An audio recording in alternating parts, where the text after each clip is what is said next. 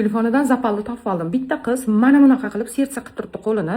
Erim uni skrinshot qilib olgan. Internetga ertalab soat 6 da qo'ydim, 1 soatda qiz aloqaga chiqdi. Siz o'ylagan narsa emas, noto'g'ri tushunyapsiz dedi. Meni erimga qarab mana bunaqa qilib turgan qizda oilasi bor ekan, qoyilmisizlar. Lekin urush janjal qilmasdan bu vaziyatdan to'g'ri foydalangan holda men erimga aytaman, meni Farg'onaga olib borib keling. Naturalniy uходовый kosmetikalarning original Farg'onada ekan. O'shancha o'sha yerga borib magazin ko'rib kelishim kerak.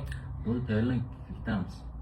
Farg'onani ham aylanib kelamiz va eng original uходовый kosmetikalar markazini ham sizlarga ko'rsataman. Qizlar, Farg'ona bo'yicha butun O'zbekiston bo'yicha yagona bo'lgan Skinnever firmasini ofitsialniy magaziniga kelganman. Hozir sizlarga bitta obzor qilib beraman. O'zbekiston bo'yicha yagona faqatgina Farg'onada bor. Bu yoqda dastavka Uzum market va BTS pochtadan chiqarib beriladi. Turnoni uchidan boshlab to sochgacha butun tanani eng zo'r uходlar yig'ilgan magazinni hozir ko'rsataman. Mana bitta ko'radigan bo'lsanglar, shampun, gel dush va soch uchun eng zo'r balzamlar. Bular bilan sochingizga yaltirab chiqib. Ichidan intim zonalar, qo'ltiq ostilar qorayib yotgan bo'lsa, eringizdan xafa bo'lishingiz hech ham keragi yo'q. Bularga ham bitta mashnaqa sovunlarimizdan olasizlar, ishlatasizlar va oqartirasizlar. O'shanda eringlar boshqa hech kimga ketmaydi. Qizlar, sizlarning yoshligingizni, go'zalligingizni, jozibador bo'lishingizni saqlab qoladigan yagona magazinda SPF deysizlarmi, vitamin C deysizlarmi, hamma narsa mujassam.